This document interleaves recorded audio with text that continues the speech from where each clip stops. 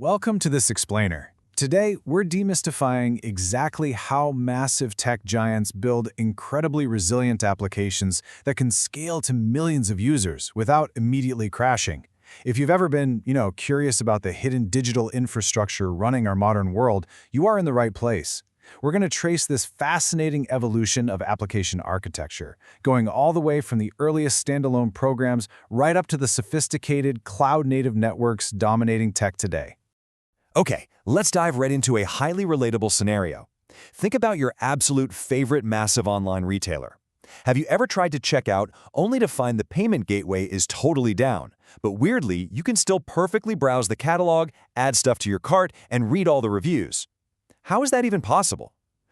Why doesn't the whole website just collapse?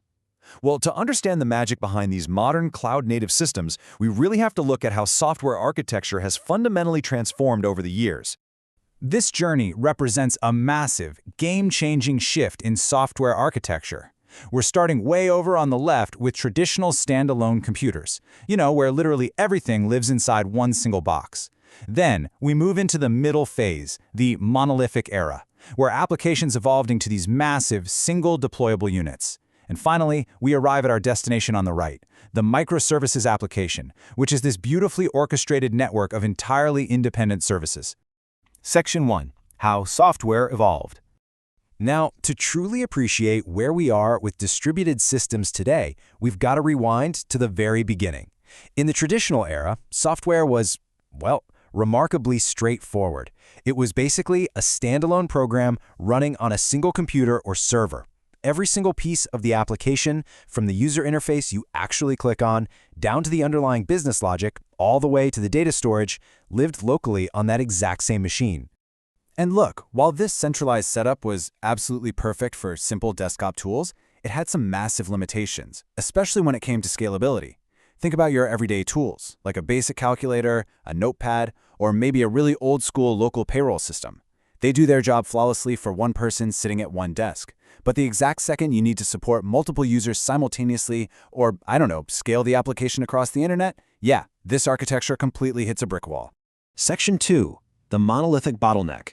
So, as internet demands absolutely skyrocketed, developers had to adapt, and they did that by building monolithic applications. Now, this brilliantly solved those initial multi-user problems, but it eventually introduced a huge bottleneck. Basically, a monolith takes every single functional module and crams it into one massive deployable unit. Imagine taking your user interface, your business logic, and your data access layers and tightly weaving them all into a single code base that shares just one database. When it's time to launch, the whole thing goes out the door as one giant executable package. For the longest time, this was the absolute gold standard for building things like e-commerce platforms, ERPs, and banking systems. And honestly, it's super easy to develop at first. You've got one codebase, one deployment unit, one shared database. Simple, right? But here is where the pain actually starts. As the application grows over months and years, adding new features makes that codebase absolutely enormous. It becomes a total nightmare to maintain. And when you need to handle a spike in users, you can't just scale the specific part of the app that needs it. You're forced to duplicate the entire, bulky application, which is just a massive waste of computing resources.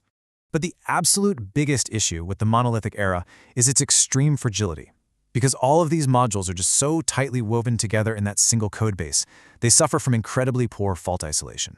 Literally, a single memory leak or one tiny bug in a minor feature can bring the entire digital skyscraper tumbling to the ground. One single error and the whole system completely crashes for everybody. No way around it. Section 3. Enter the microservice. To solve this terrifying fragility, stop wasting resources, and actually scale dynamically, the industry evolved to something completely different: microservices. Instead of building one massive, bulky monolith, a microservices architecture structures an application as a collection of small, totally independent services. Each service is laser-focused on implementing just one specific business capability. They run independently, usually in their own containers or Kubernetes pods, and they chat with each other using really lightweight communication methods like REST APIs, gRPC, or message queues. It's kind of like replacing one giant clunky gear with a flexible city grid of specialized independent engines all working in harmony. What's truly fascinating about this architecture is the sheer freedom it gives developers. Because these services are loosely coupled, they boast completely independent deployment and scaling. But honestly, the coolest part is the technology independence. Different services can actually use entirely different programming languages, frameworks, and even databases. So your search service might use a database that's highly optimized for lightning-fast queries, while your checkout service relies on a completely different one built for secure financial transactions. Every single service gets its own dedicated database. Let's make this concrete by deconstructing an online shopping platform. In a monolith, this whole thing is just one giant chunk of code. But in a microservices architecture, we divide it up into highly specialized pieces. You've got an authentication service just to log you in, a product service just to display items, an inventory service, a shopping cart service, an order service, and a payment service. These are all entirely separate applications doing their own thing, but working together seamlessly behind the scenes.